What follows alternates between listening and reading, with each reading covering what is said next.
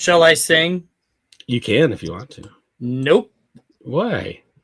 Well, that is normally Scruffy's job. That is Scruffy's thing. I thought I'd, pick up the slack for him. Right. And we just lost half the audience because I promised Scruffy tonight and not going to make it. So he may make a surprise appearance. You never know. We'll never know. But anyway, let's get rolling. Spectre 2 reporting in. This is Vanessa Marshall, and I play Hera Syndulla on Star Wars Rebels. You're listening to the Hyperspace Heroes podcast. That's no moon. Take it from Brown Mullet 34. And now, on with the show. Time for bladder check. Check. Check. Check. Wait. Screw it, I'm holding it.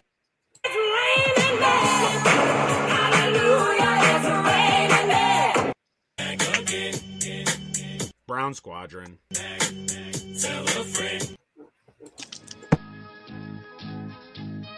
Podcasting, the final audio frontier. These are the legends of Brown Squadron. Our computer is picking up a strange signal. Here, sir, you better take a look at it. The ongoing mission? To explore the Star Wars universe and other nerd culture topics. To seek new content and new cantinas, bars, and lounges. To boldly annoy Scruffy by making too many bad jokes. Welcome to the Hyperspace Heroes podcast.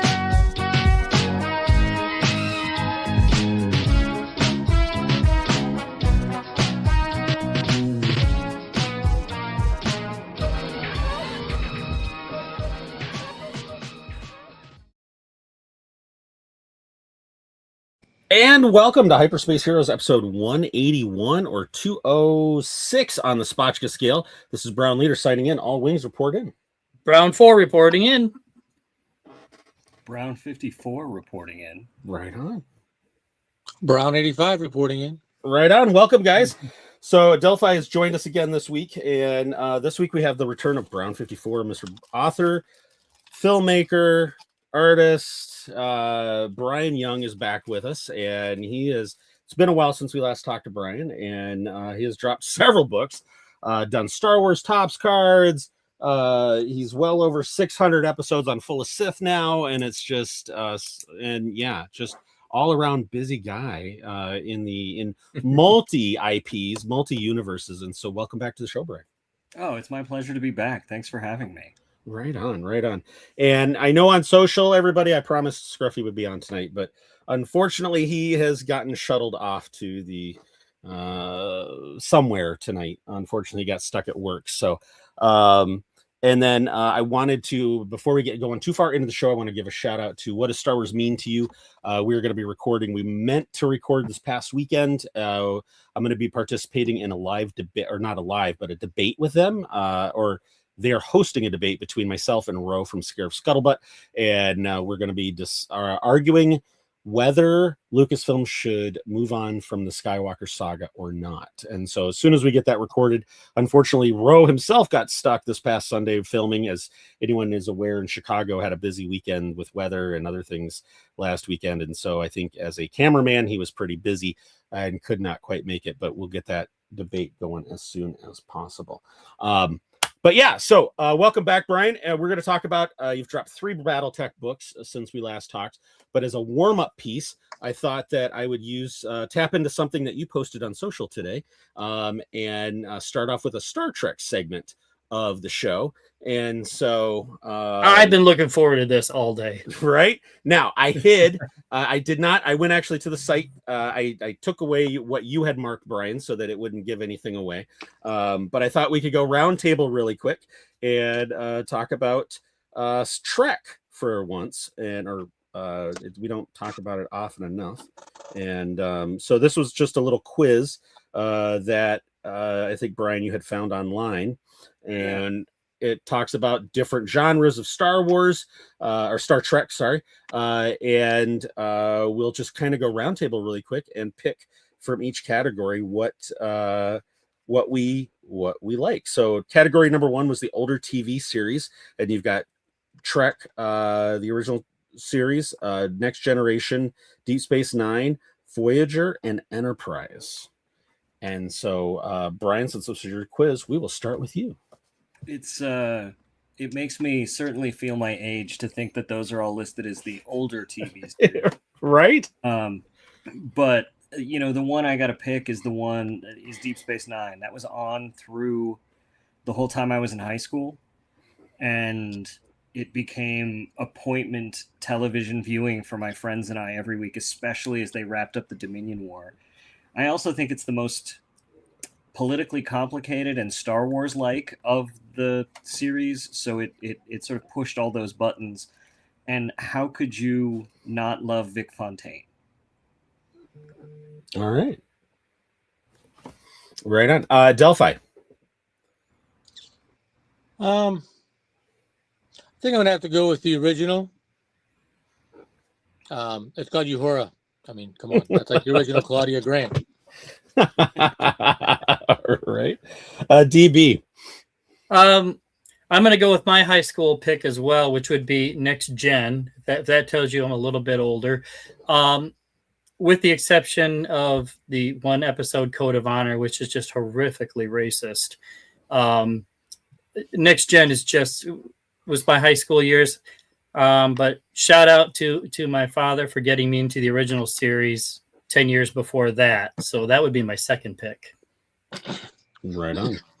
All right. And for myself, I do have a lot of really good memories of watching Next Gen with my mom. And so we had good bonding times over that. And, but honestly, I think for that one, I'm going to go with Voyager just to go with the outlier there. I enjoyed that it was just something a little bit different, right? And back to kind of space exploration like the original trilogy, but in a different contrast. And overall, I guess I'd have to give it a 7 of 9. So it's amazing. Voyager bounced off of me when it started coming on because I felt like I was so invested in the whole Maquis revolution and everything going on there, and they set that up on Voyager, and then they just ignored it. Mm-hmm. And I was like, maybe the show's not for me. And I haven't revisited it since, and my sister keeps telling me I have to, and so it's on my list to go back to. Yeah, and I didn't finish it when it first aired. And yeah, that was definitely they definitely glossed right over that, didn't they? And but I did a rewatch probably just a few years ago, and actually finished the whole series, and I really liked it. And there was definitely and Janeway's a great captain. I really liked the story arcs that she went through, as the first main series female captain, and she made some hard choices in that show. When you're put into a desperate situation, just how much do you hold on to the prime directive and versus survival? So I think she I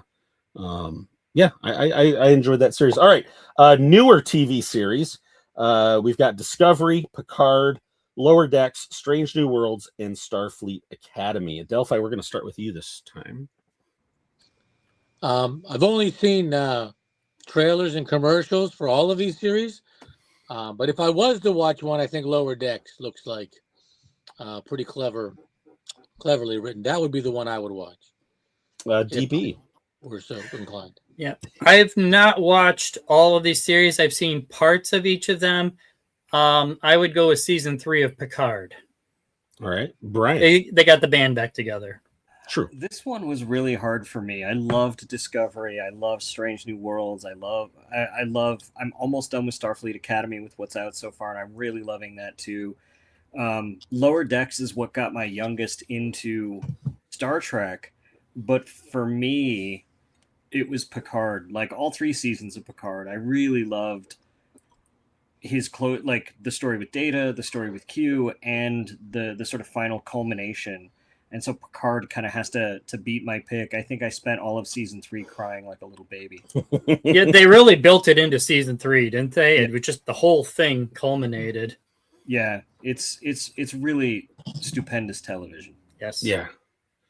And I remember at the time, and because everything on online as real life, obviously. And it was funny because this was post the sequels, and it was funny because Star Wars, the segment of Star Wars fans that were like, see, they got the band back together and they couldn't do it for the sequels just for one scene. Which, I get the sentiment. I think the sequels are fine without it, but I get the sentiment. And it was just kind of funny how Trek did what some crying fans of Star Wars did. And for me, I'd have to go Strange New Worlds. I have not finished all the seasons. I loved season 1. I need to renew my Paramount Plus and go back and binge seasons 2 and 3, especially since they just dropped the spoiler alert Muppet episode. And but I really enjoyed season 1 because it kept, for me, it picked up on some of that fun that was in the original trilogy. Or not original trilogy, original series. And plus I'm a big fan of Pike's hair. So and I would say, Adelphi, if you're going to jump in, Lower Decks is great. Like every time I watch it, I've got whatever beverage I'm drinking, just spraying out of my nose. Nice. Like Ractaginos or whatever. Right on. Okay. OG 70s and 80s movies. That's funny to say. Star Trek the Motion Picture, Wrath of Khan, Search for Spock, Star Trek 4, and Star Trek 5. What is that? Final Frontier. DB, we'll start with you. That's right. I mean, there's only one choice here, Wrath of Khan. But hot take, I love the original motion picture. It's not a hot take. A lot of people don't like it. I love it. It's a hot take. Bryan. It's warm. Well, for one, I like how this list didn't even put Star Trek 5 on the list. Right? No, they did. Maybe I just couldn't see it because I just don't like seeing it. For me, it's Wrath of Khan. And although Wrath of Khan, Search for Spock, and Voyage Home are all like a really perfect trilogy in my view. They're all really great, but Wrath of Khan for me is like the pinnacle of. It's my second favorite Star Trek movie, and it's so literary minded. Like if you read Moby Dick and Tale of Two Cities before you watch Wrath of Khan, if you thought you were emotionally invested in Wrath of Khan, it'll be even worse if you read those before you watch it. Right on. Delphi. Because I saw it in the theater with my folks and my sister, I'm going to go with Star Trek 4. Right on. I remember seeing that on Christmas Day with my folks. It's the first Star Trek movie I saw in the theater. So, right on. Mrs. DB is headed up. Well, go ahead, Bryan. Oh, I was going to say, I think that might have been the first one I saw in theaters too. I remember I have vague memories of the drive-in. And I would go with Wrath of Khan, just because that, it was a good era for sequels. You got Empire, you got Wrath of Khan, you got Aliens, and sci-fi was doing okay with sequels at that point. And Wrath of Khan definitely nailed it for me. I still cringe when I think about the earworms to this day, right? Yeah, as a kid, I didn't like that scene. It was, and okay. That Chrysler commercial kind of ruined a little bit. The Corinthian leather. Corinthian leather, yeah. All right. OG 90s movies. We've got Star Trek 6. We've got Generations, First Contact, Insurrection, and Nemesis. And Bryan, will go back to you and start with you. For me, my favorite Star Trek movie, bar none, is Star Trek 6. Like, The Undiscovered Country is such a wonderful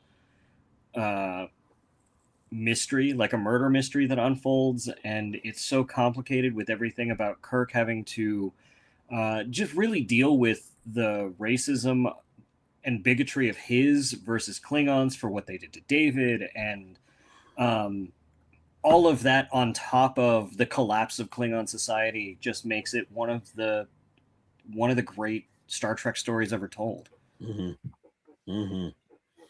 Delphi. I think I'm gonna have to pick 6 too. That's the one that has Admiral Chang, I think. Yeah, The General Klingon Chang. who said Shakespeare is best when it heard in its original Klingon. That I really did. That's my favorite too, to be honest. I like that a lot. I loved how Christopher Plummer was in that as Chang, and then they brought his daughter Amanda Plummer back to be the villain in Picard. Oh, I didn't realize that. That's why. That's awesome. That's awesome. Yeah. Right. Okay, and then DB. Boy, I'm splitting hairs here, but 6 is so powerful because not only the mystery that Brian's talking about, but the story directly paralleled the fall of the Soviet Union, East versus West, and that was so relevant at the time that it was amazing. But for pure fun, I go with First Contact. Okay. Yeah, and I think for me, I'm gonna go with I think I'm going to go with First Contact as well, honestly. Just because it was, I think, the first movie, Generations was that handoff movie. And I think it was the first movie that, the Next Generation crew carried on their own. And the CGI is still pretty good to this point. I like the First Contact story, and just being seeing Next Gen on their own in a full film was always a good memory for me. All right, last one, wild cards. We've got Galaxy Quest, what's his name, the remake of Star Trek, Into Darkness, Beyond, Star Trek Beyond, and Section 31, which I actually have not seen that yet. So Adelphi, we'll start with you. I'm gonna go with Galaxy Quest. That's got Alan Rickman, Sigourney Weaver. Yep. I mean, kind of by the hammer of Rathbar. I mean, come on. That's kind of a no-brainer for me. Yeah, right on. By Grabthar's hammer. Yes. DB. No contest, Galaxy Quest. Right on. Brian. As much as I actually do like the Kelvin universe and the Kelvin timeline, it's going to be Galaxy Quest. Right on. No poor reflection on the others, but Galaxy Quest is just an all-timer. And there are screenwriters like David Mamet has written lengthy essays about how perfect the screenplay for Galaxy Quest is. And he's not wrong. It's darn near flawless. I would still be interested to see the alternate timeline where Harold Ramis got to finish directing it. Yeah, no, that would be very cool. I think for me, I'm going to go with, if I got to stick to the list, I'd like to throw in the wild card of the Orville, because I'm a huge fan of the Orville. And I think until Strange New Worlds came out, I felt like the Orville was more Trek than a lot of shows. But for this list, I actually think I'll go with Into Darkness. And I know a lot of people were chomping at the bit when it finally, Benedict Cumberbatch's character finally reveals who he is in that universe. But I'll take, any chance I can take Benedict Cumberbatch as a villain, and a decent villain at that, I'll take it. I thought just as a general all-around action film, I thought it was pretty good. And we need him to play a bad guy more often, I think. So. But was it a Trek movie? That's kind of what a lot of people had said about all of those movies, basically, that like the first one was almost like a Fast and Furious movie more than it was a Trek movie. It was the characters of Trek, but it didn't have the true feel of it. I think of those three, Beyond had the most Trek feeling, where they actually scienced their way out of a problem that has a moral dilemma underpinning it. But I think you're right. Like Star Trek and Into Darkness, as entertaining of films as they were, I think Beyond is the one who kind of hits the Star Trek mold the most. Yeah, I think that's a really good point. Idris Elba as a villain is fantastic. Yes. Yeah. I'll watch anything with Idris Elba in it. Well, he's fantastic in everything. I mean, yeah.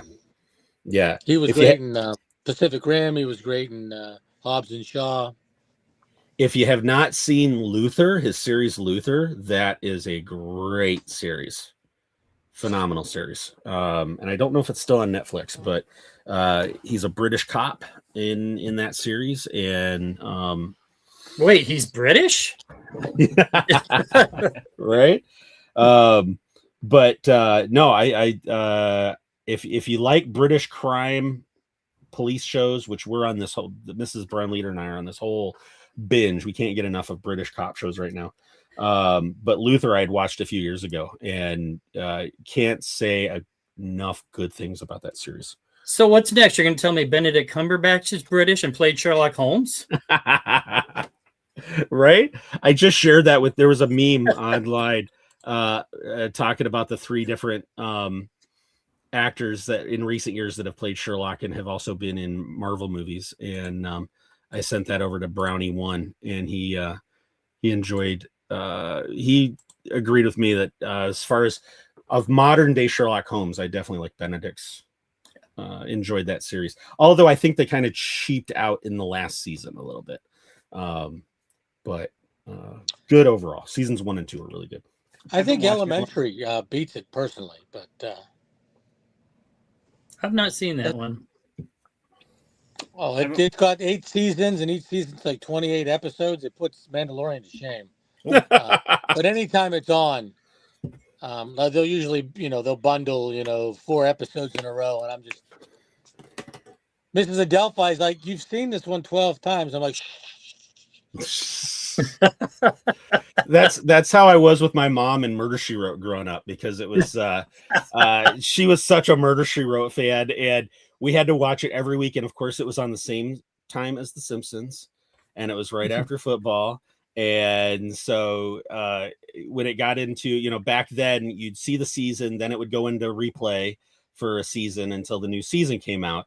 And when we got into that replay season, I was always like, Mom, we've seen this one. Can we watch The Simpsons? And she's like, no, I don't remember watching this one. And so we could never watch The Simpsons because she always had to watch her Murder, She Wrote. How come no one ever noticed that town of like 3,000 people had like 20,000 murders? I mean, right? It's always the new guy in town. Mm-hmm. Yeah. Yep. Always. Oh, spoiler. Sorry. All right. Well, that was a good warm up. Thank you, everybody. We're going to flip over. Let's see. We've got some chat rolling in. So, Ubaldo, welcome to the show. The Roderick is on. Welcome, sir. And Ubaldo, awesome. Brian, yes, big fan. We're going to have some good talks tonight. Oh, Scruffy said he's on his way. So hopefully we'll get to see him here soon.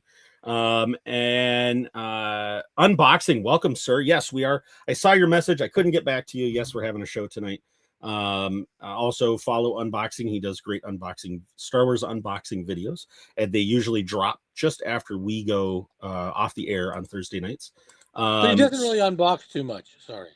Yeah. Well, he takes the package out of the Amazon or Walmart box and then shows it off. But he does, yeah. You're picking hairs. Scruffy Wrath of Khan. So he got his Star Trek. No, obviously his account's been hacked. Unboxing. Wow, it's been a long time since I've watched those Star Trek movies.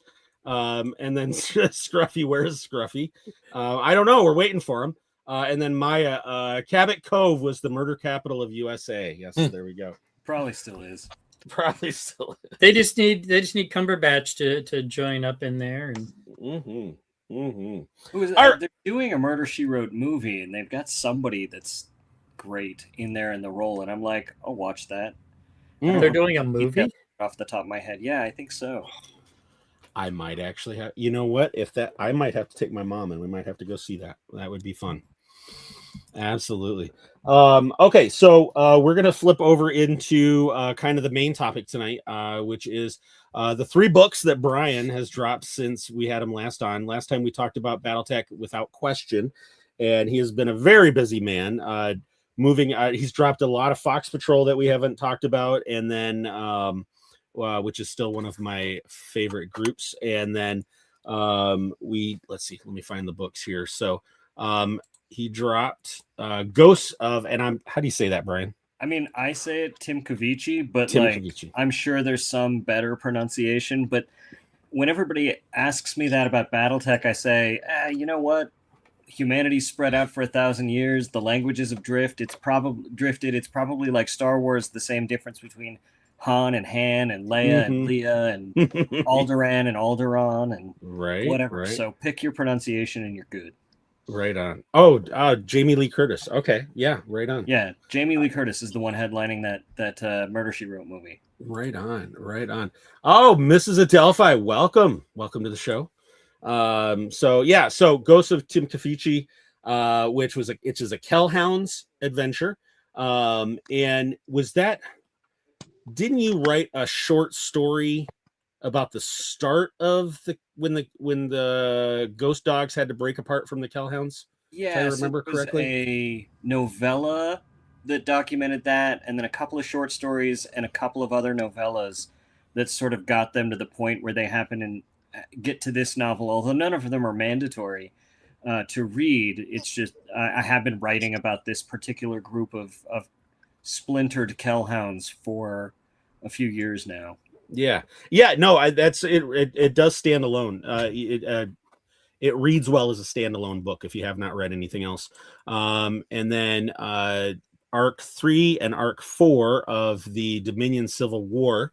So By Civil Blood Betrayed and of These Violent Ends, which I have not had a chance to get into that one yet. I'm still just finishing up By Civil Blood Betrayed. But what I've enjoyed about a lot of the Battletech books that you've done, Bryan, is when it goes back to what was the one where the Jade, was that Without Question, where the Jade Falcons they were pretty much decimated and they had to go up against the Ghost Bears. That was Question of Survival, which is the book that precedes Without Question.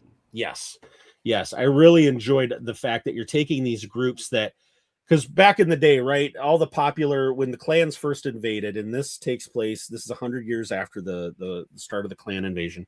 And back in the day when I was playing Battletech, it was all about the Wolf Clan and and the Wolves and the Falcons. Yeah, and the Falcons were kind of pigeonholed as the bad guys to the Wolf Clan, and then you had the whole Inner Sphere that Stackpole created, and the Dragoons and the Kerensky and all of that, and it was cool to come now to kick the story forward 100 years into the invasion and the humanity that you brought to the Jade Falcons. I found really interesting in the fact that this once bad guy group, so to speak, is now, they've gone through hell and back, and they're just the survivors are left scrambling to keep the clan together and to rebuild. Now, if I could just interject. Yeah. If you believe the Stackpole propaganda, the Jade Falcons were the bad guys. Yes. If you read the Jade Phoenix trilogy, however, you get a completely different view of them. True. Well, I think in the intervening years during the Dark Age, they really leaned into the Jade Falcons as the heel, and they were committing some pretty atrocious acts on behalf of Malvina Hazen, who was their leader. And so in the clan invasion, I think you're absolutely right that they were the heel or the hero, depending on whose point of view you were reading them from. Mm-hmm. But during the Dark Age, they definitely became solely the heels. Yeah, and then so it was great. And now you've done the same thing with Dominion Civil War in terms of bringing forward a very unique situation with the Ghost Bears and the Rosselhag League, and how those two, how the Ghost Bears pivoted to kind of move away from mainline clan beliefs and integrate with this population, and they took a different view of what it meant to come back and see, because originally Kerensky's, the ideal goal that every clan goes by is that the clans are going to come back and they're going to free the Inner Sphere. And, and you've got the hardline groups that have really taken that propaganda, like Wolf Clan and Jade Falcons and others. And then you've got the Ghost Bears that took a different avenue, which I found really intriguing. Yeah, no, it was it was interesting. I think when you read the original Clan Invasion, aside from Wolf and Jade Falcon, there isn't a whole lot of difference or variance in the clans, except for the color of their uniform and the animal that's on it, which there's nothing wrong with that. That was exactly what those books needed. But now, after being in the Inner Sphere for 100 years, they're all going to have their own flavors and personalities, and getting to deal with the Ghost Bears in a time of severe strife after they realize they've missed out on, becoming the Ill Clan and taking over Terra, and what the ramifications of that are because of what they've turned their society into, was really fun to do, but I think it was really fascinating to explore. Right on. Delphi, I'm going to let you kind of jump in a little bit, because I know we've been able to talk to Bryan before, but I know that as a fellow BattleTecher, I'm sure you've got some questions and some viewpoints. I mean, yeah, I think the clans were different. I mean, you had the Smoke Jaguars were like mystical, and the Ghost Bears were kind of in the middle, and then the Wolves were the Wardens, and they basically are like, well, if we get in front of everything, then we can kind of lead and then the Jade Falcons were just the bad guys according to Mr. Stackpole. Yeah. So I mean, they were really different, but we just didn't spend so much time with them that it was kind of hard to see all those differences. But I think things did obviously at this point, after they've been in the inner sphere for so long, that they're all gonna change and develop differently depending on what planets they're on and everything. What do you find that you like the most about writing in this IP, Bryan? I get to tell really interesting human stories with characters I really enjoy working with in a really dense universe, in a really dense backdrop with a really great fan base. It's really gratifying to get to play BattleTech with fans and talk about the lore with BattleTech fans, and that's what actually really gratifying. And getting to hear people, when I'm signing books at a table, people coming up and saying, I hate you because now I love the Falcons. Because for a lot of people, they bought into Stackpole's propaganda, but they just hated them through the Dark Age, and now they were reluctant to like them, and I was able to accomplish that. So I take a grim satisfaction in that. But no, my favorite really is getting to tell stories with really interesting characters, and I hope people who read my stuff feel like the characters are really the most compelling thing about it. I mean, amongst a whole host of compelling things, but then getting to interact with fans and getting to play the game with them and getting to just talk about the lore. It's really rewarding to do that. Right on. Now, when I say propaganda, I'm obviously joking. I know, but I am still I've interacted with him a couple of times on Twitter back before he kind of dropped off of Twitter, and he was very gracious, and it was I think it'd be great to see him on Hyperspace Heroes at some point. I can make an introduction. That'd be awesome. So I had a question. What like Robert Charnett had the Wolf's Dragoons, Michael Stackpole had the Kellhounds. Are you kind of disappointed that you didn't get to have your own sandbox to play in, that you're kind of having to piggyback off of Stackpole's Kellhounds as opposed to having your own Eridani Lighthorse or someone like that? So I've really enjoyed getting to play with the toys that were there, but I have been able to create a mercenary unit that is mine called the Fox Patrol, and they have been exceedingly popular in ways I could have never imagined. So it's mind-blowing to go to cons and have Catalyst selling merch with the Fox Patrol on it, or I get people cosplay as the Fox Patrol, and people present me with painted up mechs from the Fox Patrol quite a lot. So it's I'm a little bit humbled and awed by that, like, especially because they started in some short stories of me just kind of telling my own little thing, and I didn't realize they were going to turn into a big thing. And then there's a force pack coming, so you'll be able to get all their mechs, and there's another novel that ties into that should be coming out in 6 or 7 months, hopefully sooner, but to tie in with the force pack. And that's their second novel length adventure after a serial novel and probably just, over half a dozen novellas and shorts. So no, I wasn't disappointed because I did get to kind of make my own. And even when I was playing with the Kellhounds, when I first came on to BattleTech, it was at Mike Stackpole's behest, and he was the one who said we were going to be co-writing a trilogy that never happened about the Kellhounds. And one of the things that's happened in the canon is that the Jade Falcons tried to eliminate the Kellhounds completely because they were a fly in the ointment constantly for them. And they orbitally bombarded them on a couple of different planets to try to wipe them out. And the second time that happened, the leader at that point, Calandra Kell, had sort of told a whole bunch of extant Kellhounds units that weren't there on the planet to go to ground and disappear because it wasn't safe to be a Kellhound. And so Mike's big idea was like, you're going to need to create an identity in BattleTech that's yours alone. So you need to create a unit that is a splinter of the Kellhounds, but they're your own thing. And that's why Ghost of Tim Cavici is about the Ghost Dogs. They were Kellhounds and they got that order to like scram. And so the history of that unit and every member of that unit is mine, even though they're kind of under that cloak of the Kellhounds.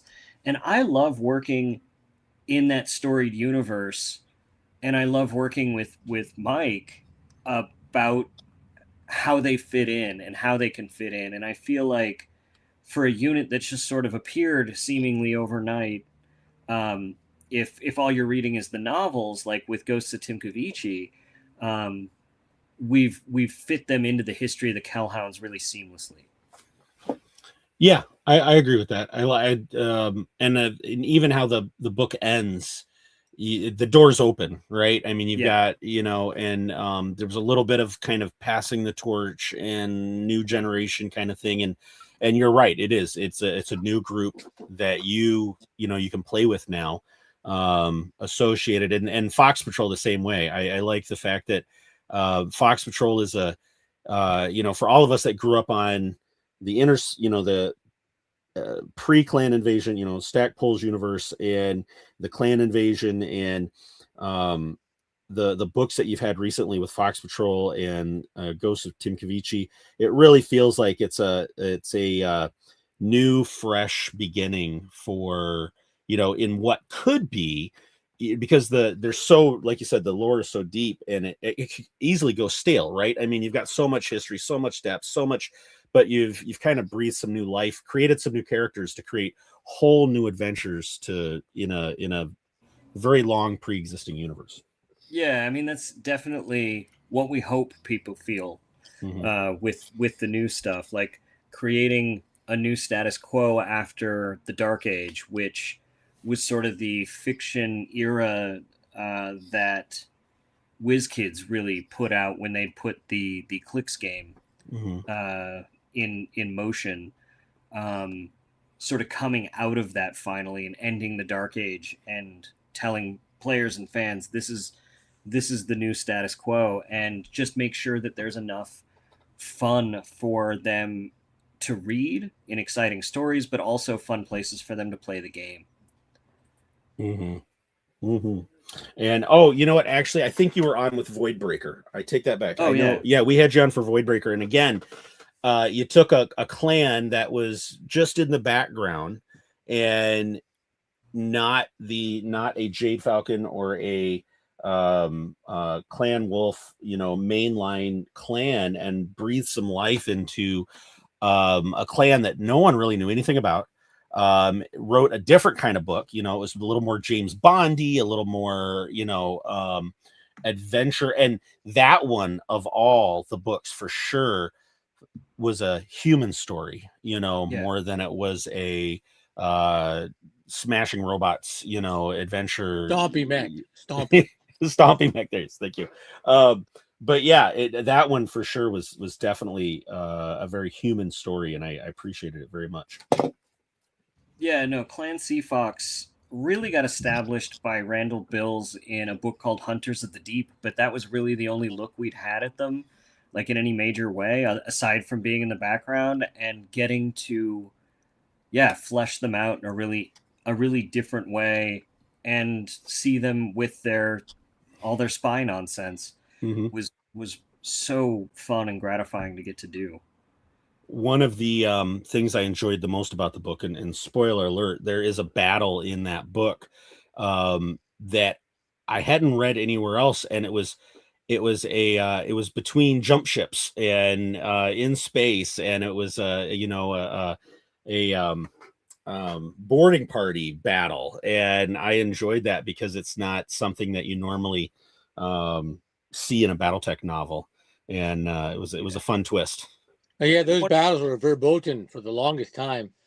Mhm. After I think the second or third Succession War, they couldn't make new ones, and if you lost one, you lost, humanity. So it's basically, they all agreed not to do those sorts of battles or anything like that. So, and this was a little bit interesting in kind of bearing that in mind, that it was like, yeah, they're definitely not going to shoot at it, but they will certainly come in and attack everyone on the inside. Which is why everyone's using needlers and as opposed to lasers to burn through a hole and things like that. But the fun thing about that book from a structural view was just figuring out how to make it fit into BattleTech, even though it wasn't a traditional sort of BattleTech story. I mean, there's plenty of mech battles in it, but certainly not as many as you'd normally get. Right, exactly. Scruffy, welcome to the show, sir. Thank you. It's good to be here, Brian. So glad to have you back on the show. And the answers to the question are Wrath of Khan, the Orville, Lower Decks, and yes, the motion picture stands. Right. The original. All right, Scruffy's out later. All right. Yeah. Well, because you joined late, I have to play this. So. Oh no. There she is, Miss America. Seriously? Well, yeah, it's tradition, right? All right, fine. It's tradition. Welcome to the show, Scruff. Good to be here. Yeah. So, what else do you have? Well, are you allowed to talk about what else you have in the pipe for the BattleTech universe? There is some stuff I can talk about. Like I said, there's that Fox Patrol novel that's coming out with the force pack of their mechs. But one of the things I'm most excited for, and I just got to read a huge chunk of it lettered for the first time, but the graphic novel, actually. There's a 4 graphic novel series that is co-written by Mike Stackpole and I. And in the first volume, we have guest stories written by Timothy Zahn and Sam Maggs, who wrote the tie-in for Jedi Survivor. Their stories are terrific, and the comic looks amazing. And I'm hoping we'll see the graphic novel out next year, but we're doing 4 66-page graphic novels with one continuous story around them. And Mike's stuff is terrific. He really, really seemed to enjoy coming back to comics after all of his work in the X-Wing comics. And his stuff was terrific then, and it's only better now. So I'm really excited about that. And then there's some other stuff I can't get into too much, but Mike and I are working on a lot of stuff together. And in the current issues of Shrapnel, the first stories are out, but over the next 3 issues, Mike and I are sort of co-writing a serial novel where the Fox Patrol meets the Death Kangaroos, which the Death Kangaroos are something that it was a little bit of an annoyance of Mike's, where they created the original Kellhounds logo, and then somewhere they lost the original logo and made a new one, and he always thought it looked like a kangaroo instead of a hound. And he finally, for the Mercenaries Kickstarter that they did a few years ago, convinced them to reinstate the original Kellhounds logo. And he and I and some other folks were standing around sort of looking at them at a convention. I think it was Gen Con once, a few years ago. And he's like, I don't know what, like, they're still selling merch with that damn kangaroo on it, and I don't like it. And I was like, so one of us had mentioned, I don't know if it was me or him or whoever, had mentioned, like, oh, it's a different unit. It's the Death Kangaroos. And he goes, that's not a bad idea. And so he went off and he wrote an entire news story about this unit that's the anti-Kellhounds. And it's about this con man who is a mech warrior of very flexible morality. And someone comes to him asking him to do a job and pose as a Kellhound. And he says, that's not a Kellhound uniform. And they're like, well, it's what we've got. And it turned out to be a cheap Capellan Halloween knockoff Kellhound uniform. And so when they introduced him to the client, the Mark, he said that they were Death Kangaroos, not the Kellhounds. And so he's got 5 or 6 stories with these clowns, and they're the absolute most morally bankrupt sort of con artists you can imagine. And so if you've read the Fox Patrol, you know that's exactly the wrong crowd for Katie Ferraro and the Fox Patrol to fall into. Yes. So we've been having a lot of fun with that. And there's 3 more parts of that coming out in Shrapnel over the next 3 quarters. Shrapnel comes out quarterly. Yeah, right on. And Delphi, if you have not, Shrapnel is a great magazine. And, yeah, I bought the first couple issues. Mike Stackpole had a couple. Yeah. Brian's had quite a few short stories, and that's where like that one first Kellhound novella appeared. And it's a great magazine. It's got a lot of great short stories for the BattleTech fan out there. With family and everything like that, and I can't do audiobooks. It's really hard for me, so I'm really behind on my reading. Yeah. But I'll definitely, I noted it here. I'll definitely look into those because I can get them off of Amazon and just read it on my phone. Mm-hmm. It's just hard sometimes. Mm-hmm. No, I hear you. Totally hear you. If I could get into the weeds here for a moment about BattleTech. I love the weeds. So when it first came out, way back when, there was a Grey Death Legion and all this stuff. It was the future, but you could tell that their prime has been passed. Yeah. And then the clans came, and then they had the Star League Corps, and so it was kind of future again, almost like a Star Trek type thing. And I think a lot of fans didn't like that, so that's when they introduced, what was it? The Word of Blake had their Jihad, and then they introduced like internal combustion engine mechs, and they tried to go back to the whole feeling of, glories of past or something like that. So everything was old and rusty and stuff like that. And it seems like they've kind of going past that back to the futuristic. And what's your favorite part of the timeline? I'm really enjoying what we're calling the Ill Clan era now because it has all of that combined, so I can play in whatever of those sandboxes I want to. And bring in those mechs however I want to, whether it's some of the old clunky ones or some of the newer tech or whatever. And yeah, there's fans that are just like nothing that happens after 3025 counts. And there's fans that are like, I'm cool with all of it up to the clan invasion, but after the clan invasion, I'm out. And there are a ton of fans who came in with the reason the Dark Age happened with the Jihad and the Word of Blake and all that happened was because of the switchover in companies with WizKids.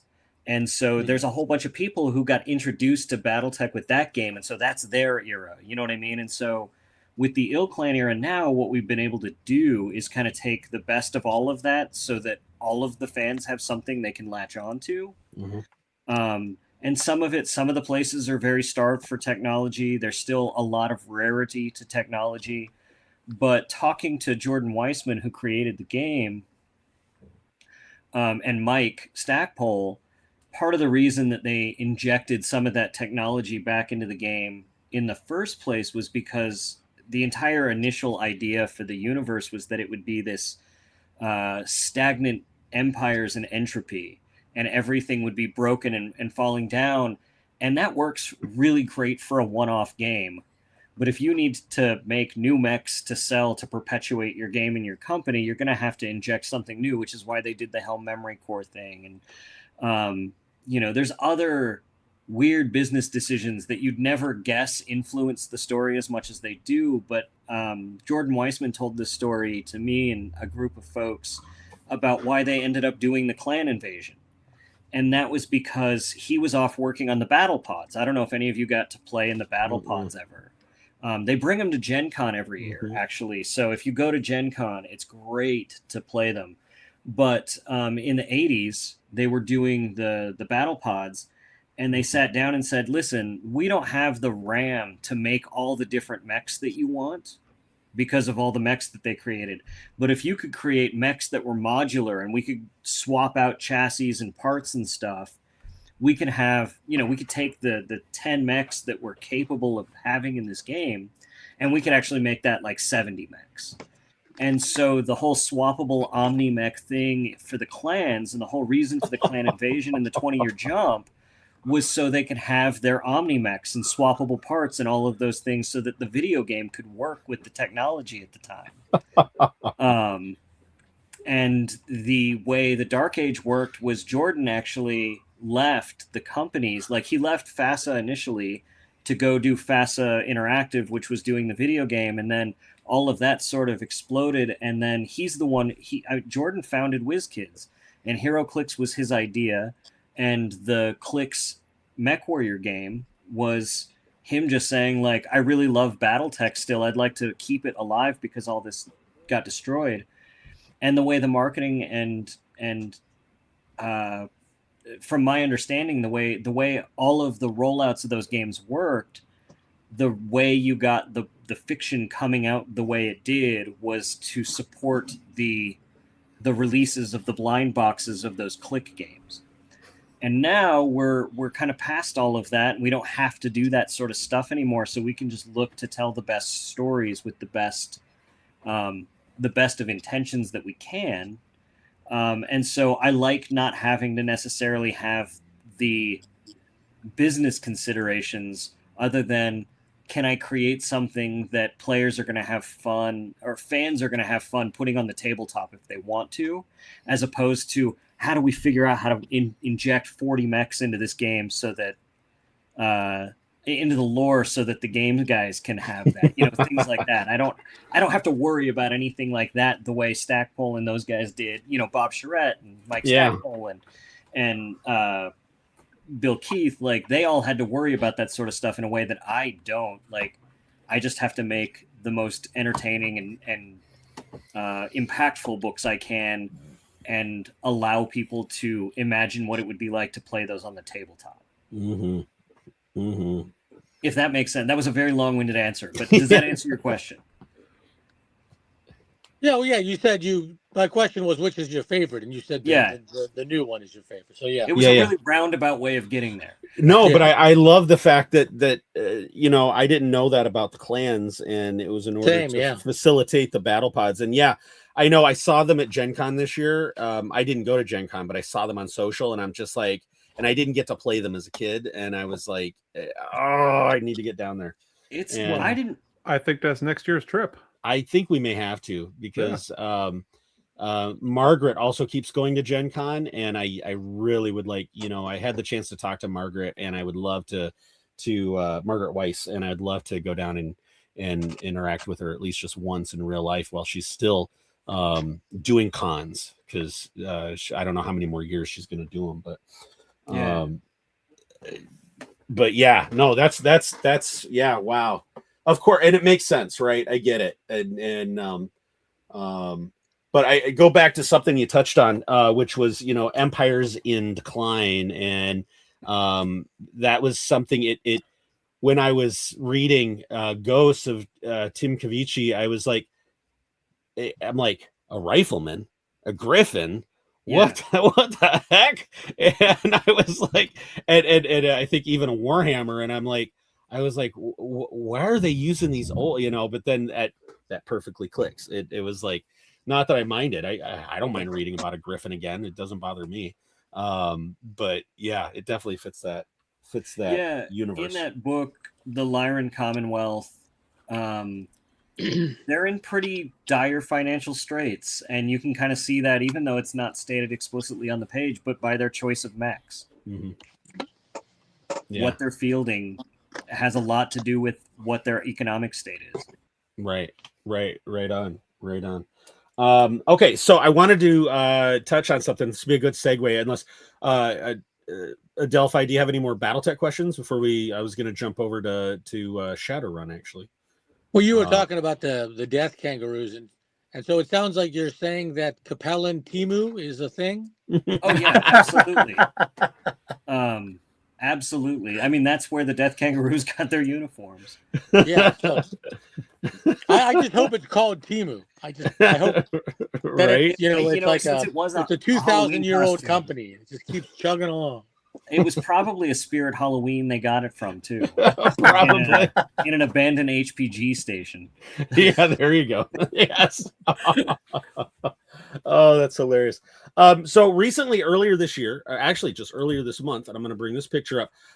You were recognized by the League of Utah Writers, and including the Golden Quill Award, and wanted to kind of touch on that because that's a different universe that you write in that you got recognized for.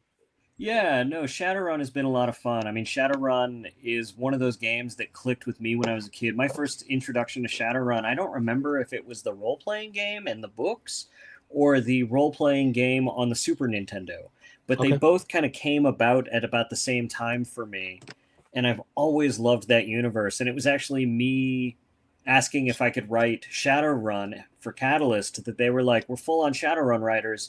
Do you think you can get up to speed on BattleTech? And I was like, yeah, I can do that. And so it's always a fight for me to try to get more Shadowrun stuff because now I'm so well known for BattleTech. Mm-hmm. But the short novel, long novella story that I won that award for is called Cortex Bomb, and it's just about a rock band that was also Shadowrunners that they're past their prime and they've all gone their separate ways. And one of them finds that one of their bandmates has gone missing on a run. And so she's got to put the band back together to go find her. Mm. And, rolling through Seattle as a semi-famous former band and a group of Shadowrunners trying to find their missing drummer. And it had to be the drummer because of Spinal Tap. It was really fun. Cortex Bomb is the name of the band that they were. And, I love Shadowrun because it's got all of the cyberpunk elements I'd want out of cyberpunk, but it also has magic and the fantasy sort of races, right? Like I can have elves and orcs and trolls and dwarfs and humans and all kinds of magic on top of all my dystopian cyberpunk. And so it's been so fun to get to work in that universe because I've always loved that mix because it doesn't seem like it's the most natural fit to take Tolkien races and magic and cram it into William Gibson. But, Shadowrun's been plugging for almost 40 years and it's really cool. I like Shadowrun. It's just a great, rich universe that keeps going on. And I've been doing a lot of work over there, actually, sometimes not as much in fiction, but in the source books, I've been doing a lot too. Oh, cool. Yeah. Oh, very cool.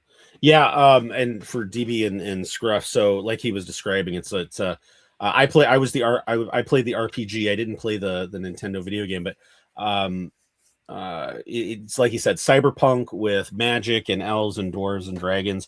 And a Shadowrun group to Shadowrun means it's the world. It's like America's been broken up into city states, so to speak, and corporations pretty much run everything. And so these are hired.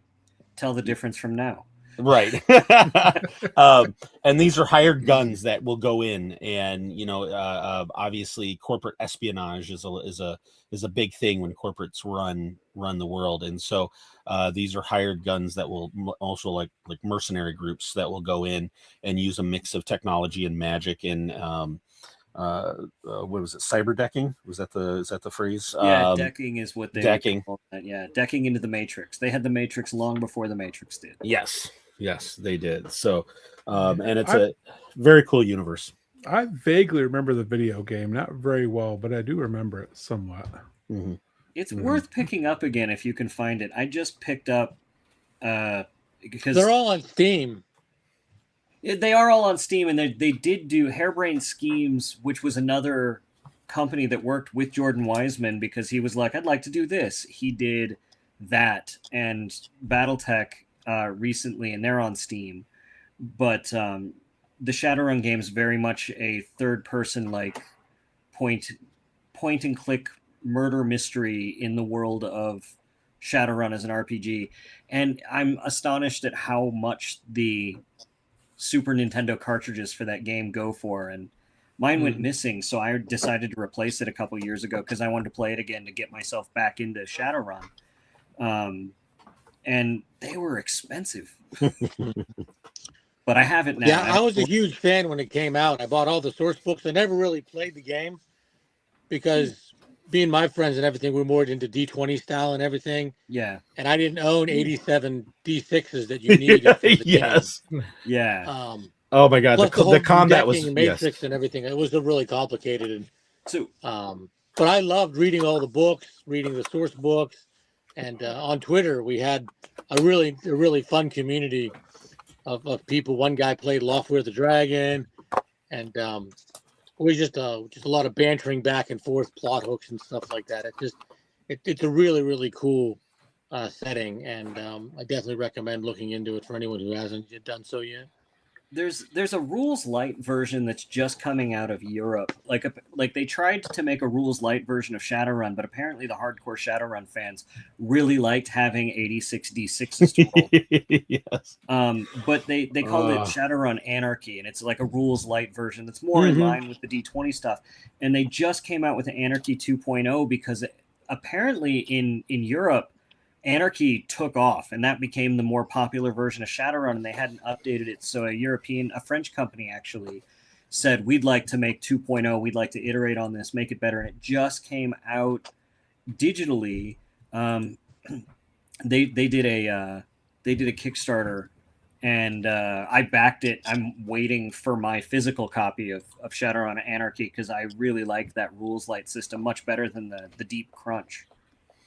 Yeah, the mechanics of the original game were, combat took forever, and decking even longer than that. Decking was a whole, I remember we were playing one time after school, at the school, and a lot of us just ended up going home because they got into the decking part of the adventure, and it was pretty much just the DM and the decker, and we were just like, all right, we're out because there's really not too much to do, and because it did take a long. The mechanics were slow and clunky, and that's probably why we didn't stick with it as much. But love the universe. Yeah, that game is expensive. $65, $85 for just the cartridge itself. Yep. Yeah, a couple hundred for. Yeah. Wow. I found one in its box at a local store, and the guy was like $400 for it, and I'm like, I don't need it that bad. Ooh. Right. Yeah, and then you got home and cried yourself to sleep because you did need it that bad. Well, which is why I started scouring eBay and other places until I did find one that was in like the $50 or $60 range. Right on. Which is actually what it cost new, but yeah. So it's actually cheaper because back then $50, when you could buy a car. Yeah. You're not wrong. Right. Well, very cool. Yeah, no, I'm happy to see that you're still continuing on in that universe as well. And I have not been. I got to finish all the BattleTech first before I can flip over to Shadowrun. But and then you just dropped a new deck, Topps cards, because listeners that have been on previous episodes with us may know this, but new listeners and viewers may not. But Bryan actually writes a lot of narrative for Topps cards, and I think on this set in particular, you did quite a bit of the narrative. I did all of the backs. I wrote all of the backs of these cards in this particular set. This is the 19th set I've worked on that's come out for Topps, and so I've written a pretty good chunk of all the movie trading cards that have come out in the last 5 years from Topps, and it's a really interesting and unique and fun challenge, because in order to do it, because Topps is a licensee of Lucasfilm, in order to do it, they have to prove that like they know what the where everything came from, where I'm getting my information, so that when I'm writing cards, I have to actually source everything to the point where it's like, if you got this from a show, you've got to include the time code that you got it from. So I've gotten really good at going, oh, that happened in season 3, episode 6 or whatever, like that sort of thing, just because I've had to do it because you'll do that 200-300 cards per set sometimes and have to do that for every character. And you realize, oh, the information I want about Bo-Katan is mostly in these 2 chapters of Mandalorian season 2 and like these 3 in season 3, or which parts of which movies Baze and Chirrut are in the most, or whatever, and sometimes there's stuff where it's like there's not a whole lot in the movie, where it's like, oh, it's that random droid in the background, so I'll have to go to very specific canon sources and cite page numbers of where I'm getting stuff. Although I'll write the card off the top of my head and then go back and see where I need to source all the information. So that's all interesting, but the important thing is, did every member of the Delphi Rangers get a card in this set? I've written cards for Zeb and Carson Teva, and I think I've written a Trapper Wolf card, maybe.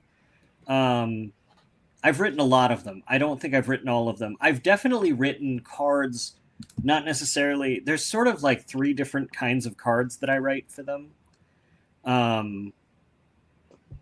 And so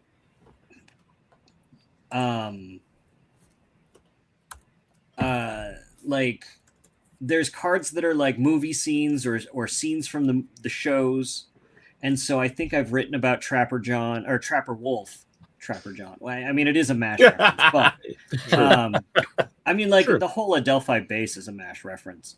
But so I've got to write those where it's sort of based on a specific scene. And then sometimes the majority of the cards are a character from a movie, right? So it'll be like, I don't get images of what they're doing. I'm just getting a list, and the list will say Lando Calrissian Empire, or Lando Calrissian Jedi, or Lando Calrissian Rise of Skywalker, or Solo. And so I'll have to write a mini biography of that character from that moment in time. So an R2-D2 card, I've written so many of them because there'll be an R2 Phantom Menace card, and an R2 Attack of the Clones card, and an R2 Revenge of the Sith, and so on, for all the movies and all the shows and things like that, where there are so many different ways to slice that particular pie based on what point in time you tell that character's story from. And then the third kind, and that's really what this set was, Star Wars Galaxy, it's one of the first. It's a series that's been going for a long time. When I was a kid, I used to ride my bike to the local game and comic store to buy Star Wars Galaxy cards when the first iteration of them came out in the mid 90s. And all they are is fine art cards where they ask artists to really make cool Star Wars art. And now there's such a deep bench of cool Star Wars art and how they interpret that. So it'll be fine art from Star Wars, comic book covers, Dave Dorman's comic covers from the 90s, or really gorgeous looking cards on really terrific chrome cardstock. And that's when they'll send me the images, and I'll have to, and many of them don't occur in the movies. So I have to figure out ways to approach writing the back copy of the card in a way that gives context to the scene, context to what the image is, and give people a little bit of new information, because that was my favorite thing about the cards when I was a kid, because I used to collect them. was just learning new things on the backs of those cards. And so trying to make sure I can drop some interesting bit of information in the storytelling on the back of every card is something that I really take seriously. Not that I think kids can afford these cards the way I could when I was a kid. Because the Well, they're not economy made for of the kids. Yeah, they're not made for kids anymore. The originals were. The originals were like, this is Right, how of you course. this is how you re-experience the movie because there's no home video. And it was actually really astonishing. I don't know if you're familiar with Art Spiegelman's work, but he did Mouse. He actually designed the original Star Wars Topps cards. Like he was working at Topps, like Garbage Pail Kids was his thing too. And so he did Mouse. I was doing an interview with him once, and I was like, it was at a time when I was doing a lot of stuff for Huffington Post, and he was doing a retrospective on Mouse. And at that time, like for Full of Sith, I was asking a lot of folks, like, can we talk about Star Wars for a few minutes? And he's like, yeah, I got a Star Wars story. And no one had known that he had designed all those original card sets. So that yellow border with the starburst on it and the way the backs work, that was all Art Spiegelman, who is just an incredible comic book artist, had that connection to Star Wars. And so getting to put my words on cards that have that lineage that go all the way back to him is always something that I find really awe-inspiring and humbling. I don't know. It's I get paid to go look at Star Wars all the time, and so I can't beat that. Right? Absolutely. Tough. Jealous. Tough. Somebody's got to do it, though. Yeah. Right on. I do all my content for free, so I mean, I do my podcast for free. So that's a lot of it. Well, let's flip over to that. The great segue. So for those that don't know, Bryan is co-host for Full of Sith, and as we mentioned at the beginning of the show, and he was telling us before we went on air, regular episodes and with all the specials they've done, they're at over 700 episodes that they have posted so far. So first of all, congratulations. And how do you keep it going with that many episodes in? Right when we started, I was like, we're going to do a weekly Star Wars podcast. We're never going to have enough to talk about. And every week there's more to talk about. But we started in January 2013, and it was, I think October 2012 was when they announced the sale to Disney and that there were going to be new Star Wars movies. And so it took us a couple of months to figure out exactly what the show was going to be and what it was going to look like. So we launched January 2013, just thinking we would keep up through the sequel trilogy and that would probably be it. But there's so much Star Wars, and there's so many people who want to talk about Star Wars. I mean, you all know that we've done 700 some odd episodes. And part of that is me going to a lot of conventions and getting audio from those that we've done, or our newest episode that's up there is an interview I did. I do a lot of interviews with Star Wars folks like you guys do, on stage at conventions and stuff. And the last one was from Indiana Comic-Con from a month or two ago, where I interviewed Manny Jacinto, and we talked about, in addition to The Good Place, which is what most people I think know him for, but Star Wars fans really know him as the Stranger from the Acolyte. We've had everybody on the show from Ray Park and Carrie Fisher and Nick Gillard, and Jeremy Bullock was on a couple of times, and Filoni's been on a ton. I did 2 hours. I couldn't get Rick McCallum off the phone. So some of it's behind the scenes too, especially because I've been really grateful that I've been doing a lot of writing about Star Wars, not just for StarWars.com and Star Wars Insider over the years, but a lot of other websites and magazines and stuff. And so being able to call Rick McCallum or Rob Coleman or, one of my favorite pieces that I did that I think all the audio's on the podcast now, was I did this big 3-part series in Star Wars Insider about how there's more model making and physical effects in Phantom Menace than there was in the entire classic trilogy combined. And so I talked to Steve Golly, who ran the model shop. I talked to Grant Imahara before his death.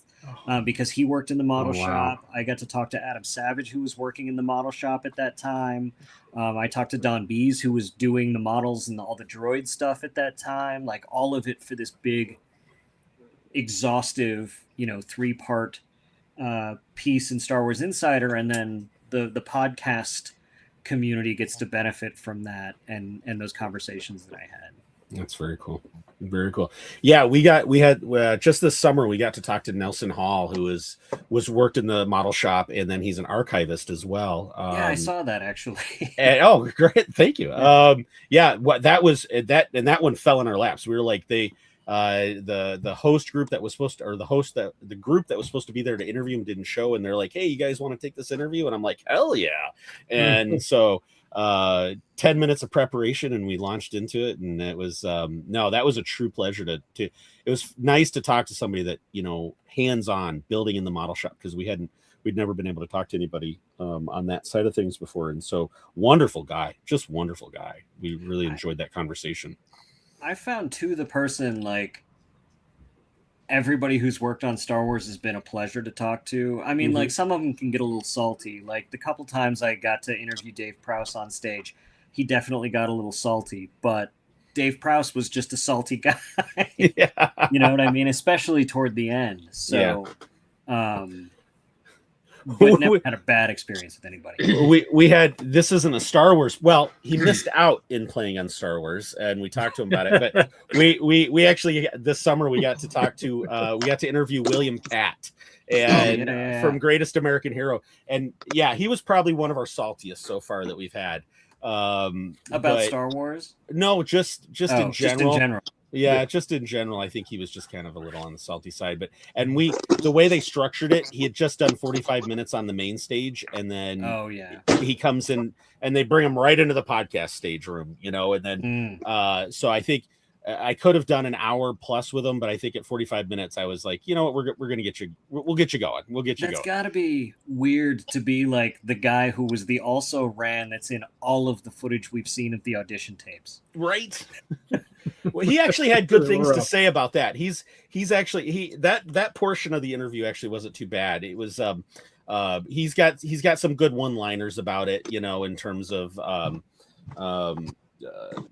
Kurt Russell's, making Kurt Russell's career for him and that kind of stuff, because he did his audition with Kurt Russell as Han, and so it was and we ran into him a few other times at that con, and he was okay. But yeah, I think part of it was just probably just a little, he seemed a little tired.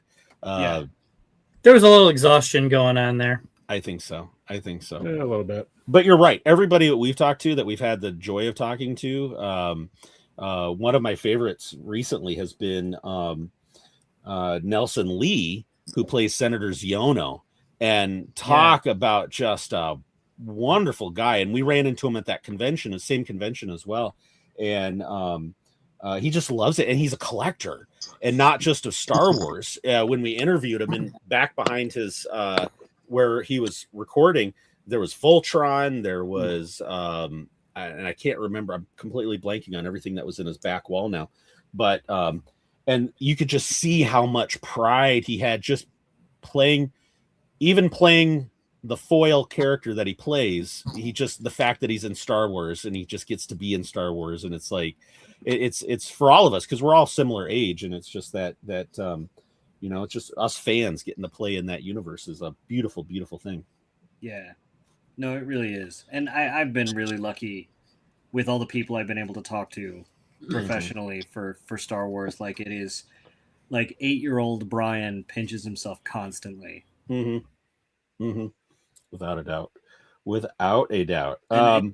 Never more than interviewing Carrie Fisher. But oh man, that would have been awesome. Yeah. It was just the weirdest, greatest experience all around. I mean, Carrie Fisher is great, but were you recognized by Katie Sackhoff? All right. Thanks, Adelphi, for bringing that up. Thank you, Adelphi, for bringing that up. So appreciate it. We had met her at Star Wars Celebration in Chicago, and then just 2 years ago? No, that was 2019. No. The ICC. ICC. That was 2020. 2 years ago. Yeah. we go to a collectors convention in Nashville every year, and so she was one of the headliners of that 2 summers ago, and she recognized Scruffy. She actually recognized Scruffy from the time we had her picture taken with her back in Chicago, and so this is memorable, right here. So he doesn't let us forget it either. No, he doesn't let us forget it. And DB was my witness because fortunately I had somebody there at the moment. Because I would not have believed it, but I was standing right there. My favorite bit of recognition isn't like publicly. It was realizing how, like, the story group listens to our podcast. We did this episode about where are the Naberries, because my whole thing is like Luke and Leia have aunts, uncles, cousins. They're out there. Like the Naberries have cousins out there, and we did this whole episode about like what that could mean for Luke and Leia. And I was at Star Wars Celebration Anaheim, which might have been like the 7th or the 8th celebration, and we're at a party. I'm at a party and I hear someone whispering over my shoulder, "Hey, the answer to your question about where the Naberries are, no one cares." And I look over and it's Leland Chi, and it's like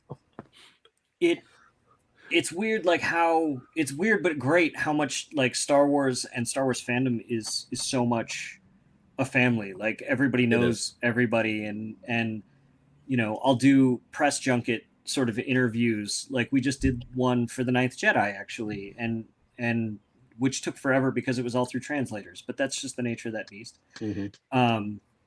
And you know, it's the same 10 or 20 folks that you see all the time, and you see them at conventions and get to know them. And it's actually, for as big as Star Wars is, it's actually a pretty small ecosystem, and I really like that about it. Yeah, no, you're right. Yeah, definitely. Yeah, yep, for sure.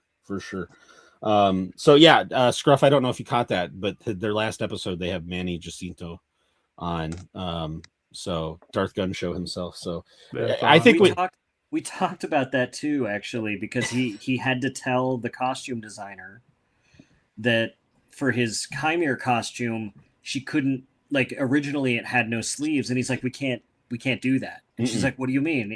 And he had to show her his arms, and he's like, we can't, it's going to give everything away. And so she had to redesign the costume around the gun show. That's hilarious. Awesome. That's awesome. Yeah, oh man, he has been one of my favorite villains in recent years, and we need more.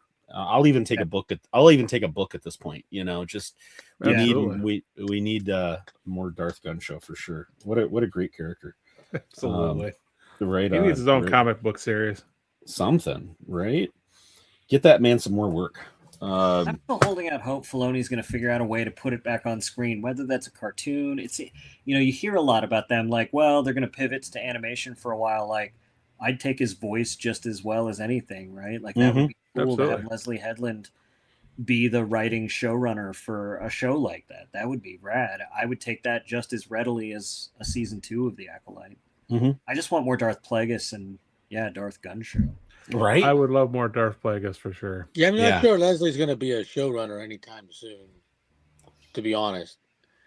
For better or worse, I just think that there's just a little too much baggage with that. But I would definitely like to see more of that storyline as well. The Stranger was definitely...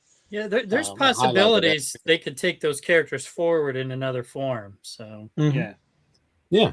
Oh yeah, I hopefully they don't let it die. I mean, there's a lot of potential there, and more Plagueis. We need more Plagueis for sure. Okay. One last thing before we flip into collection corner. So Brian, you had kind of teased us a little bit, and it was before Adelphi jumped on, but you've got a project that not a Star Wars, not a BattleTech, not a Shadowrun, but you've got a project you're working on with some other well-known authors. Yeah, Jason Fry, who wrote the Last Jedi novelization and a whole boatload of Star Wars books, he and I are co-writing a fantasy trilogy that's coming out next year. It's, I think sort of tentatively we're calling it sort of the Blood Crown saga. And there's a tease of it. There's a 12,000 word novella, long short story, short novella, novelette sort of length piece set in the universe with the characters that's available for free on Mike Stackpole's Chain Story project. I don't know if any of you are familiar with Mike's Chain Story project, but Mike, as much as he loves Star Wars and as much as he loves BattleTech, I think Mike's true love is like 1910 to 1930s pulp, which is why his Conan the Barbarian book was so much better than the movie it was adapting. Which actually, I got a story about that. But no, so he created this thing called the Chain Story, which is bringing in really cool fantasy authors into a bit of a shared universe where everyone has sort of a piece or a prop of a certain thing, and they're all writing their stories. I've written 6 of them, counting this one with Jason Fry, but you can find the one with Jason Fry and I on Mike's Chain Story project. It's called chainstorycore.com is the website. And Mike writes a bunch for it too. I think Mike and I are the two that have written the most for it, but there's a new free story every couple of weeks. And Jason and I, ours came out in late May, early June, I think. And it's it's a taste of that universe. You're going to get, a pretty substantial fantasy trilogy next year from both of us. Nice. Awesome. And all 3 of them are coming out next year. So you'll have the whole series. Right on. So Very not cool. having to wait 2 years between books. No, it's going to be 2 months between books. Right on. So this was, I don't know if that'll show up very well. This was a t-shirt I saw online the other day that I thought was absolutely hilarious. And it's the Sound of Lamentation. Yeah, no, I did see that. That's so Scruffy knows how much I like the sound of music. So oh yes. We won't go right there, on. Right on. All right. General Shanks in it. That's all you need. Yeah, right. Okay, so before we flip into collection corner, I'll save that for after collection corner. So let's pivot over into collection corner right now, and let me get the music going for that. Where's it? I want it all. Keep all time to a proxy grave. I want it all. And I want it great now.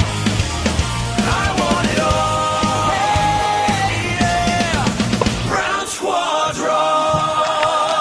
Squadron. Right on collection corner. Yeah. And there's the picture that she remembered Scruffy from. How could you not? That right? That was such a great time. All right, collection corner. So collection corner is a segment where we just kind of go around table, anything that we want to show off, anything we've gained lately. Scruffy, you're gonna have to keep it under control because you haven't been on the show for a while. It's been so long since I've been on the show that I don't know what I've showed everybody and what I haven't. And I think it's safe to assume you haven't shown anything. Hey, wait! Did you get any comic books? Oh yes, we got to start with that. Okay, yeah, I have a lot of comic books. I don't even remember where I left off at, where I started from. Did I even show anything from ICCC? No, I don't think you have. I think it's just you've been so. So here's my favorite thing from ICCC. There we go. Here, let me. Yes. Yes. Right there. Mm-hmm. Yep. Mm-hmm. And even better Are all yet, the rules of acquisition in there? boldly Too go. scruffy. Boldly go. Scruffy. Boldly go. Yes. Yep. Actually, I don't know. I haven't read it yet. Like Adelphi there, I have. I'm surrounded by so many books, so many comic books that I just have not had time to read. So I'm looking forward to retirement in about 10 years where I can actually sit down and actually read all this. So, really, I'm completely unprepared for this because, like I said, I wasn't. I thought I would be home about a half hour before the show started, and not 45 minutes after the show started. Excuses. But, hey, you can always talk about Katie Sackhoff. Yep. Oh no, I have one thing I need to talk about. All right. Spaceballs, the cozy. Yeah. This is awesome. Courtesy of Vincent. Courtesy of Vincent. Thank you so much, sir. I absolutely love that thing. Yeah, it's got to be one of my favorite pieces right now. But I mean, really, I'm just completely buried in stuff right now. That's why the camera sits where it does, because if it showed anything lower, you would be impressed at what a mess this room is. All the boxes and wrapping materials. And Yeah, it's pretty much exactly where we're at. yeah, right on. So yeah, I'm moving along. DB. Mhm. Well, I'll start off also with Spaceballs the koozie. I do not have it on a drink right now. These are things that I've been collecting on my desk for months, different people dropping them off. And again, yeah, this came from Vincent over at Carbonites. There you go. My direct supervisor left this on my desk the other day. Oh, very cool. And cool. Darth Quacker. Darth Quackers. That's awesome. And this is going to go back to May, but another coworker of ours, he and his sons picked up the Mando cup at the film. Mm-hmm. I seem to have misplaced the top, but I do have the Grogu topper for it. So, and these things just randomly show up on my desk at work. So, I mean, who am I to complain? Right on. And those, yeah, I think those are the only three things that I'm halfway prepared to show off tonight. Other than I did tease a couple weeks ago, I got some new shelving units and I'm reorganizing and yada yada.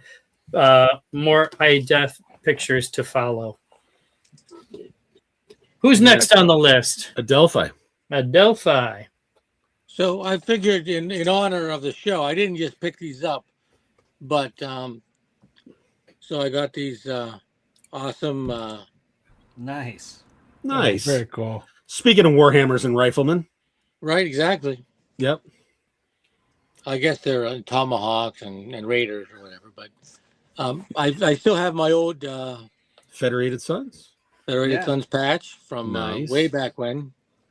Where's the Death Kangaroos? So I had a really good friend of mine. Her name is Holly. She went to Rebel Scumcom, and she picked up some artwork for me. Oh, that's cool. Oh, that's yeah. cool. Teva. Oh, that's cool. Sweet. And he also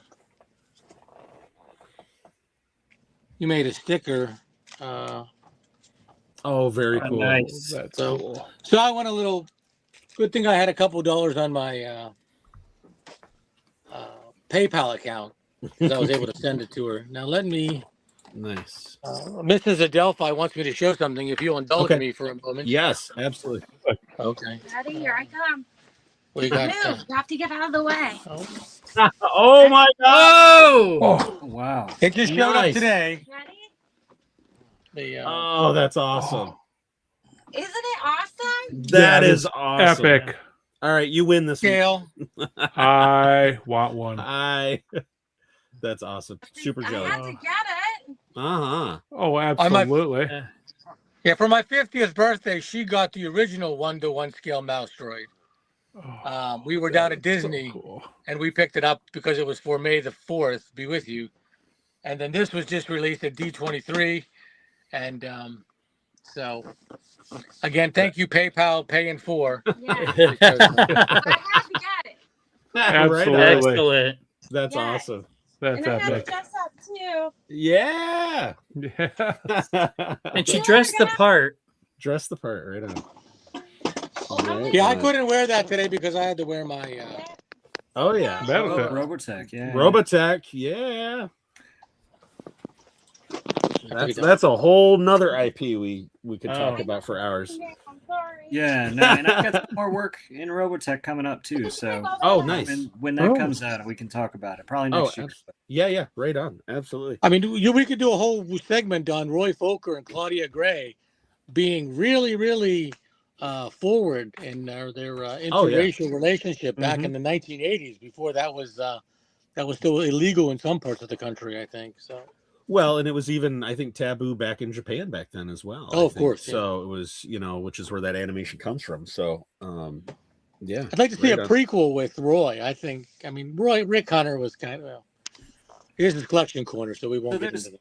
There is on Disney Plus or on Hulu, I believe they have the Roy Fokker prequel cartoon. Because now, because Big Finish and Harmony Gold solved all their issues, all of the Macross stuff is now on streaming on Hulu. So everything that we haven't been able to see legally for years is all on Hulu now. But I know that there was also Tommy Yoon did a comic that was a little bit of prequel of Roy Fokker. And one of my favorite things I wrote for the role-playing game was actually Roy Fokker's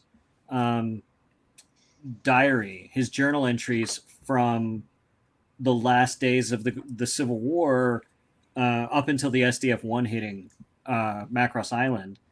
And it was because I'm just really fascinated by the idea that, like, he started as a pacifist in Pop's Flying Circus and then ends up as an enemy ace with over 100, or a flying ace with over 100 confirmed kills. And, like, I figured that's going to have an impact on somebody. So his therapy journal is in the role-playing game, and I got to write that, and that was that's another cool. one of those, like, pinch me moments. That's awesome. Oh, very cool. That's awesome. Yeah, I just saw I think it was a TikTok or an Instagram reel, and I don't know if this is true or not, but they were making a link between the movie The Final Countdown, because that was really the first where you saw the original Jolly Roger flight team or flight crew from, that used that paint scheme. It made that famous. The Final Countdown did, and then that was such an influence on those animators that did Macross that they took that, and that's why they incorporated it with Roy Fokker's design in that. And Final Countdown, very underrated film in my opinion. That was a great film back in the day. The first DB's blockbuster. Do not sing that song, DB. Right on. I know you're thinking about it. It's on the. I was. Do it. Belt it out. Right on. All right. Oh, Bryan. Okay, we're gonna rotate over to you if you got anything. Yeah, I do. I've got one. I was looking for it. It's been on my desk for weeks, and then I just moved it into the other room. But I'll talk about it. But I found for a song an advanced reader's copy of X-Wing Rogue Squadron. Oh. And I bought it because I figured if Mike didn't have one, I'd want him to have it. And he's like, no, I think I got a box of a couple of these sitting around. I'll just sign this one for you. And talking to him, it seems like there was less than 100 of them made. And I can't even find them on eBay or anything. I found them in a random, I get into a lot of trouble there's some Facebook groups where they just do auctions for old RPG books. And someone tossed this up there, and I don't think anyone else knew what the hell it was, or why it was cool. And I picked it up for $10, Nice. Wow. which makes me feel like I stole from someone. Right. But no, that was really cool. But the other one, the one I have here at my desk, I collect a lot of vinyl and laser discs of Star Wars, and the season 3 soundtrack of The Mandalorian only came out in Japan. For whatever, so I had to import it, and so it's got a really cool yellow disc, and I was listening to it yesterday. It's really great. I don't know. I just like the Star Wars soundtracks on vinyl. That's very cool. Adelphi That's Jukebox awesome. is the best song. Just saying. Of course No, it it's is. not on. It's not on here. Right on. That's very cool. Oh, that's awesome. Love the artwork on that. Yeah. Yeah, right on. I don't have much for this week. So we've been showing a lot of our stuff with Scruffy not on air. But I did pick up this, or I didn't pick this up. This was a gift from one of my kids. Oh, that's the wrong. We want to see more DB. There we go. So my kids were down in Detroit, and I think they went to some street fairs or something and found this in a booth and thought of me right away and picked this up. But some very cool, can't go wrong with some boba art, in my opinion. So definitely got to get that in a frame and get that up on the wall here. So thank you guys for that. And in fact, he was watching earlier in the show tonight, so I don't know if he's still watching or not, but thank you, sir. But yeah, that's all I've got for Collection Corners. So we'll flip out of this segment. I want it all. I want it all.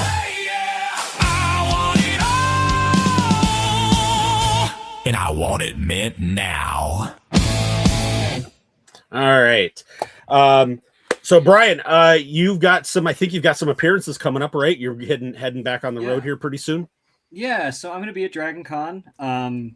Mike Stackpole teaches sort of a weekend writing boot camp there, and he has me teach. Yep. Yeah, that was my first novel, which Yeah. is set at a fictional Dragon Con. Exactly. That's why I showed it. That's why I love showed that it. book. That book was awesome. Oh, thank you. But I'll be at Dragon Con, and we're doing a store signing before Dragon Con. So if you're not making it to Dragon Con, myself and Mike and the line developer of BattleTech are going to be doing a book signing at a bookstore the Wednesday or the Thursday before Dragon Con. I guess Dragon Con technically starts on Thursday. But the name of the store is Offbeat Books, and it's just two MARTA stops away from the convention. And it'll be Thursday night on top of just being there all weekend. And I am hosting the Authors of Star Wars panel, as I do there every year, and all kinds of Star Wars panels. And Catalyst will be there with a booth, actually. So Mike and I will be doing signings there for BattleTech and whatever. And then after that, I feel like there's other stuff. I think I've decided I'm going to try to go to New York Comic Con this year. So we'll see how that goes. Right on. Oh, that'd be awesome. Very cool. Very cool. I'm just coming off of, I've done 3 cons in the last 6 weeks and 10 store appearances in between all of those. So I'm just kind of enjoying being home for the next couple weeks. Oh, I imagine so. Right on. I believe that. Oh, Chris, how are you, sir? Welcome to the show. A new content creator himself. He goes under a different name on his TikToks.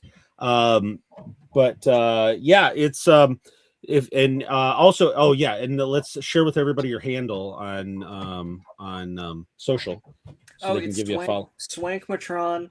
SWANKMOTRON. That's my website too, is swankmotron.com. So Instagram, Blue Sky, which is kind of where, if you still want to have the Twitter experience with Stackpole and folks like that, Blue Sky is where everybody sort of moved. All of publishing seemed to have moved there. Okay.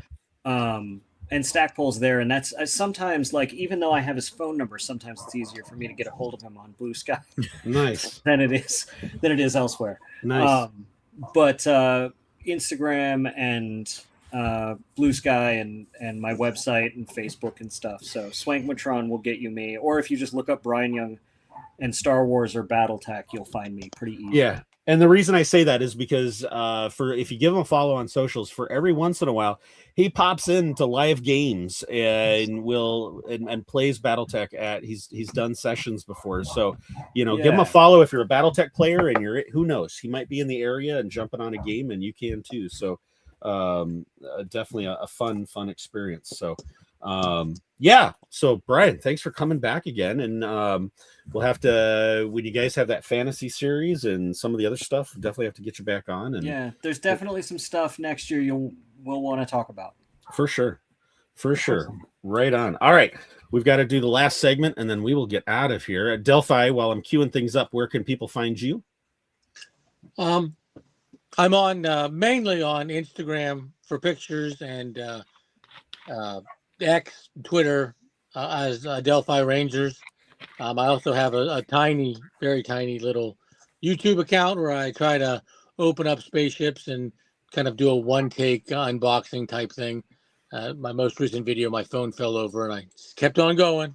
And if you want a little different, if you look up the Troll Enchilada on Twitter, that's my Shadowrun handle, where I don't do it as much as I did before because the Delphi has taken over my life apparently, but a lot of plot hooks and just neat story ideas with kind of a cyberpunk version of a troll who runs a taco truck, and he works with kind of the futuristic corporate version of the Girl Scout cookies. So it's kind of a fun little side project. Oh, all right. Some deep lore there for sure. All right, we're gonna get to queue up the final segment, and we'll get going here.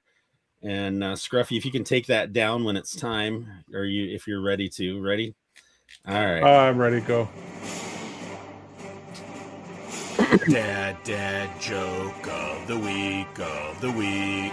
Time to annoy Scruffy and DB. Dad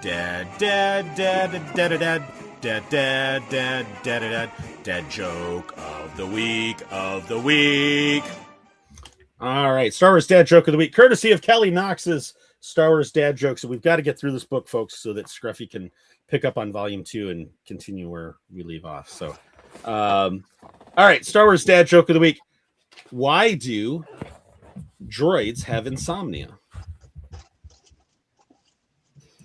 I don't know. Why do droids have insomnia? They're too wired to fall asleep.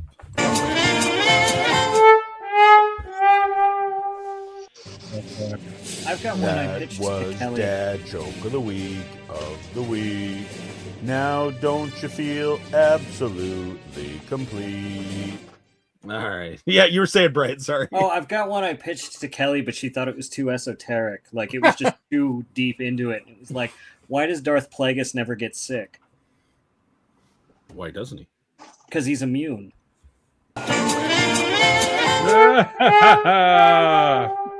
There we go. That needs to be a clip. That should have been in this one. Right? Esoteric. Whatever. Yeah. Right on. Well, Bryan, it's been a pleasure to have you on. Delphi, thanks for joining us again tonight. And also follow Full of Sith if you want to hear that Manny Jacinto interview. And Scruffy, it's been a long time, buddy. I know. You're welcome back anytime, So. Well, I wasn't sure, but I after all the social media posting, I could not show it. Right. All right, gang. That's the show for tonight. We appreciate it. You can follow Brown Squadron on all the socials, including Blue Sky. We're not as active there, but I need to step it up. But you can also get a hold of us at brownsquadron@gmail.com. Give us a follow, a subscribe, a like. Also do the same thing with Delphi Rangers and their YouTube channel, Bryan's Full of Sith podcast. Give them a follow, give them a listen. And with that, hey, you are watching. See, I showed it. That's the gentleman responsible for the art tonight. So, thanks for watching, everybody. We have got some guests lining up in future weeks as well. So we'll announce those pretty soon. And including in 2 weeks, it's next week. We're going to have, it's a very cool organization. Mrs. Adelphi, have a good night. There's a restaurant southeast of Lansing that employs disabled young adults, and it's called Torch 180. And we're going to have them on because in September, they are hosting a at night glow in the dark Star Wars themed 5K to raise funds. So we're going to have some folks from that organization on the show. That's going to be fun to talk to them and see what their organization is all about. And then, and then we've got some other guests we're lining up and we'll announce those soon. So, with that, this is Brown Leader signing off for the crew. And you have been listening and watching Hyperspace Heroes. That's no moon.